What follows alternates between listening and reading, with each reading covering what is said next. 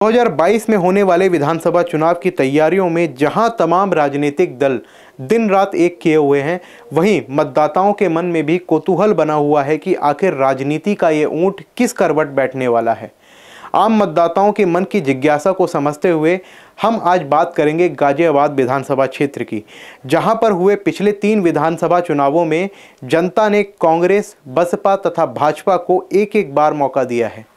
नमस्कार, मैं शुभम गुप्ता। हमारी इस खास पेशकश चुनाव 403 में आपका स्वागत है। उत्तर प्रदेश की हॉट सीट कहे जाने वाले गाजियाबाद विधानसभा क्षेत्र में शहरी मतदाताओं की संख्या अधिक है, जिसके कारण निर्णायक भी शहरी मतदाता ही होते हैं। गाजियाबाद को समझने वाले जानते हैं कि यहाँ महिलाएं मतदाता भारी मात्रा में अपने मताधिकार का प्रयोग करती रही हैं। बात करते हैं पिछले 3 विधानसभा चुनावों के परिणाम की और आपको बताते हैं कि किस प्रकार गाजियाबाद के मतदाताओं ने भाजपा व बसपा के प्रत्याशियों को बदलकर एक एक बार से ज़्यादा मौका नहीं दिया। 2007 के चुनाव में भाजपा के सुनील शर्मा विधायक बने तो 2012 का चुनाव जीतकर सुरेश बंसल ने बसपा को जश्न मनाने का मौका दिया। बात करें 2017 के चुनावों की तो गाजियाबाद से फिर भाजपा के अतुल गर्ग को यहाँ की जनता ने विधायक बनाया। आपको बता दें कि जनता के इस फैसले का स्वागत करते हुए योगी सरकार ने भी अतुल गर्ग को मंत्री पद से नवाजा और जनता के विश्वास पर अपने भरोसे की मोहर लगाई। बात करते हैं उन मुद्दों पर जिन मुद्दों पर गाजियाबाद की जनता अपना प्रतिनिधि चुनना पसंद करती है। तो आपको बता दें, गाजियाबाद में डंपिंग ग्राउंड एक बड़ी समस्या बनकर सामने आया है। इसके अलावा सुरक्षा, गाय के साथ व और अन्य आवारा पशुओं का प्रबंधन, शिक्षा के लिए कोई नया कॉलेज ना बनना आदि ऐसे मुद्दे हैं जिन पर यहाँ की जनता अपने प्रतिनिधि से आश्वासन चाहती है। इसके अलावा ससुराल से पीड़ित महिलाओं के एक बड़े वर्ग ने अपने ससुराल से इंसाफ की लड़ाई लड़ रही महिलाओं के लिए सरकारी सुरक्षा व आवासीय व्यवस्था करने की मांग करके एक और नया मुद्दा छेड़ दिया है। आने वाले 2022 के चुनाव में बाजी कौन मार सकता है, कौन हो सकता है जनता के विश्वास के लायक, इस पर चर्चा करेंगे।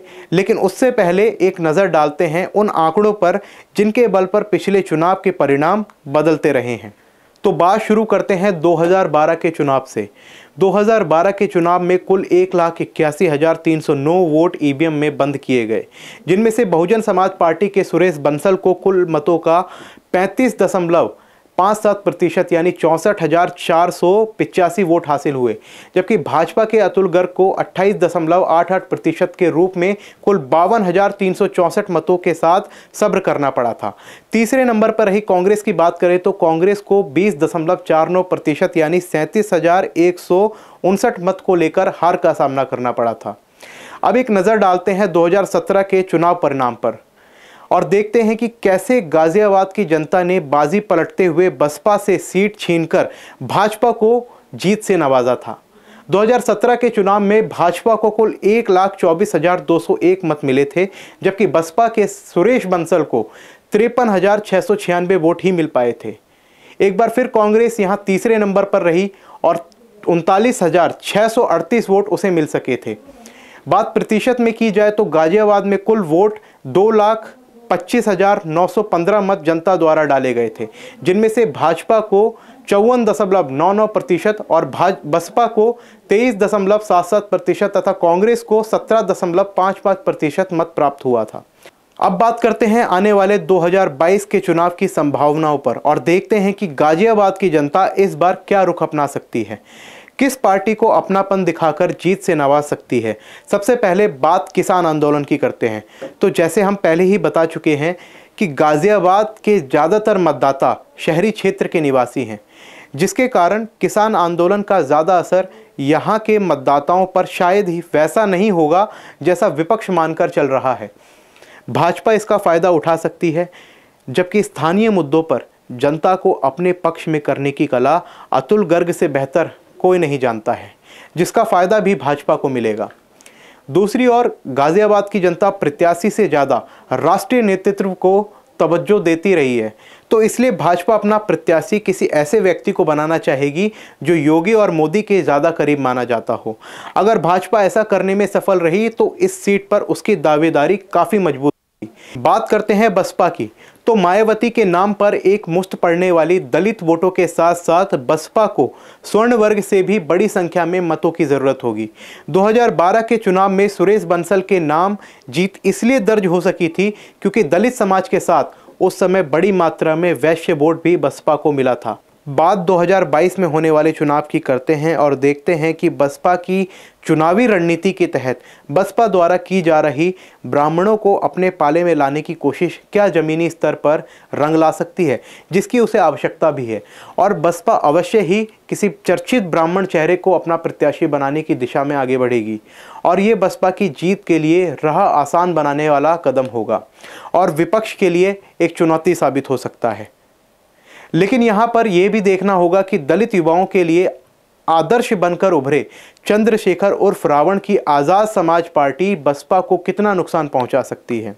बात कांग्रेस की करें तो कांग्रेस इस विधानसभा सीट पर हमेशा से दमदार चुनाव लड़ती रही है और इस बार प्रियंका गांधी का मजबूत नेतृत्व भी कांग्रेस के लिए जीत दिलाने वाला हो सकता है। दलित, मुस्लिम व ब्राह्मणों में अपनी पैठ बनाने में यदि प्रियंका गांधी सफल रहीं तो निश्चित से बसपा व भाजपा धूल चाट सकती है। इसके साथ ही कांग्रेस को अपने प्रत्याशी का चुनाव भी एहतियात के साथ करने की आवश्यकता होगी क्योंकि यहाँ उसका मुकाबला भाजपा बसपा के साथ सपा से भी होगा, जिसके चलते कांग्रेस को सपा के पक्ष में होता दिखाई दे रहे मुस्लिम मतों का ध्रुवीकरण तोड़ना होगा, जिसके लिए कांग्रेस किसी मुस्लिम प्रत्याशी को मैदान में उतारकर चुनाव को अपने पक्ष में कर सकती है।